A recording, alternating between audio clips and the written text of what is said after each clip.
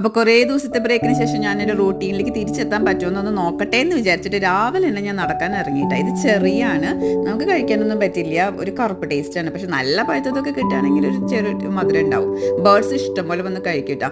ഇന്ന് സൺഡേ ആയതുകൊണ്ട് 7 മണി ആയിട്ടുണ്ടെന്നുണ്ടെങ്കിലും ഈ വില്ലേജിൽ ഒരു മനുഷ്യനെ എഴുന്നേറ്റിട്ടില്ലെന്ന് തോന്നുന്നു. ഇല്ല, ഒരു അമ്മാമ്മ അവിടെ ഒരു പട്ടിയെ നിർത്തുന്നുണ്ട്. അതല്ലാണ്ട് ഞാനും അമ്മാമ്മയും കുറച്ച് കിളികളും അല്ലാണ്ട് വേറെ ആരുമില്ല.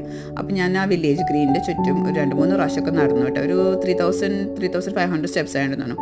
എന്നിട്ട് വന്നിട്ട് വീട്ടിൽ കുറേ ഗാർഡൻ പണിയിലായിരുന്നു. അതൊക്കെ ചെയ്ത് കഴിഞ്ഞിട്ട് ഉച്ചയ്ക്ക് 12 മണിക്കാണ് ഞാനിത് കഴിക്കുന്നത്. മസാല ദോശ ഉണ്ടാക്കി. അപ്പോൾ 2 ദോശയും കുറച്ച് മസാല എടുത്ത് കഴിച്ചിട്ട് പുറത്ത് തുണിയൊക്കെ അലക്കാനിട്ടിട്ടുണ്ട് കേട്ടോ. അലക്കിയിട്ട് ഉണങ്ങാനിട്ടിട്ടുണ്ട്. ഇത് രാവിലത്തെ ബ്രേക്ക്ഫാസ്റ്റിൻ്റെ വീഡിയോ തന്നെയാണ്. പിന്നെ ഒരു 4:45 ഇപ്പോൾ 2 പുൾസായും ഒരു ദോശയും കൂടെ കഴിച്ചു കേട്ടോ. ഇത് ഇന്നലെ അനിലിന് ജിലേബി വേണമെന്ന് വേണ്ടി ഞാൻ ഉണ്ടാക്കിയതാണ്. അപ്പോൾ 2 കുഞ്ഞു ജിലേബിയാണ്.